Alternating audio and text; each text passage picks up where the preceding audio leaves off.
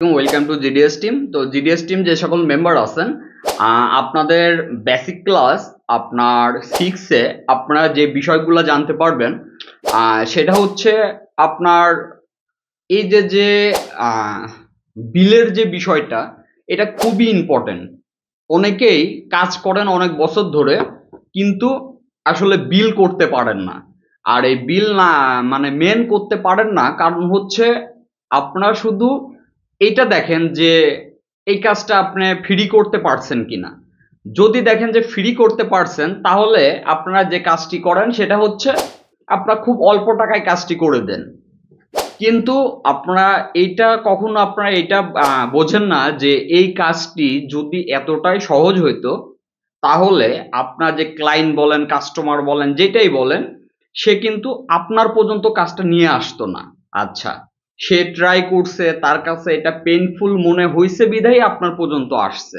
আচ্ছা, এখন জিএসএম সেক্টরে যারা মানে প্রফেশনাল ভাবে কাজ করে, তাদের কিন্তু খরচ কিন্তু শুধুমাত্র এক দুইটাতে থেকে থাকে না।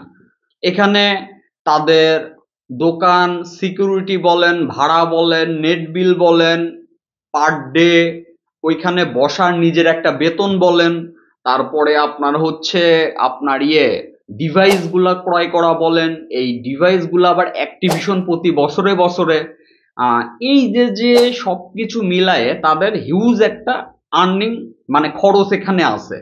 আচ্ছা, তো অনেকেই মনে করেন যে এটা মনে করে যে হাওয়ার ব্যবসা। আসলে বিষয়টা হাওয়ার ব্যবসা না।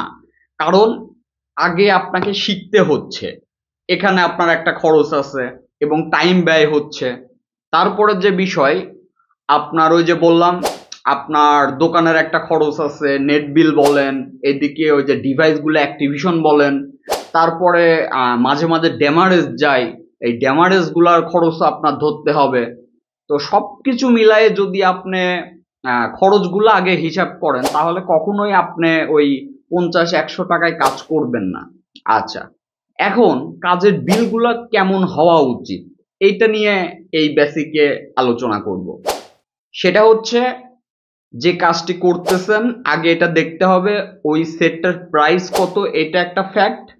ওই কাজটা ফ্রি করতেছেন নাকি পেড ভাবে করতেছেন, এ একটা ফ্যাক্ট। ওই কাজটা ফ্রি অ্যাভেলেবেল গুগল অথবা ইউটিউবে পাওয়া যায় কিনা, এ একটা ফ্যাক্ট। এই তিনটা মিলায়ে মূলত বিলটা হয়। তো এইটা নিয়ে একটু আলোচনা করব, আশা করি আপনারা বুঝতে পারবেন যারা প্রফেশনাল ভাবে কাজ করেন। আচ্ছা, এখন এইগুলা যদি না মেনে চলেন, যুগের সাথে হয় আপনি হারায় যাবেন, আর নাই আপনি স্ক্যামের শিকার। আপনি এক সময় আপনি অনলাইনে কাজ করেন অথবা যেটাই করেন, আপনার স্ক্যাম করতেই হবে। এখন যদি বলেন যে কেন, কারণ একটা টাইমে আপনার ওই খরচ আপনার উঠবে না, তখন আপনার কি করতে হবে, এইটার থেকে ওইটা করতে হবে, ওইটার থেকে ওইটা করতে হবে, আর এটা করতে গেলে পারফেক্ট সার্ভিস আর দিতে পারবেন না। তো এইটা যেন না করা লাগে, এই কারণে আগের থেকেই আপনি সতর্ক থাকবেন। আপনি কাস্টমারের সাথে অনলি দুইটা কথা বলবেন। হ্যাঁ, এটা তখনই বলতে পারবেন যখন আপনার কাজের স্কিলটা আপগ্রেড হবে। তখন আপনি কাস্টমারের সাথে অনলি দুইটা কথা বলতে পারবেন, এইটা এই মেথডে হয়, এইভাবে করলে এত টাকা খরচ, ওইভাবে করলে এত টাকা খরচ, টাইম লাগবে এত। এই যে খরচ আর টাইম, এই দুইটা ছাড়া আপনি বাড়তি কোনো কথা বলবেন না, এবং টাইম মতো কাজটা ডেলিভারিও দিতে পারবেন। আচ্ছা, এখন আসেন আপনার একটা সেট, আপনার ধরেন যে স্যামসাং সেট আপনার হচ্ছে ধরেন 10 থেকে 15 হাজার টাকার ভিতরে ওইটার দাম।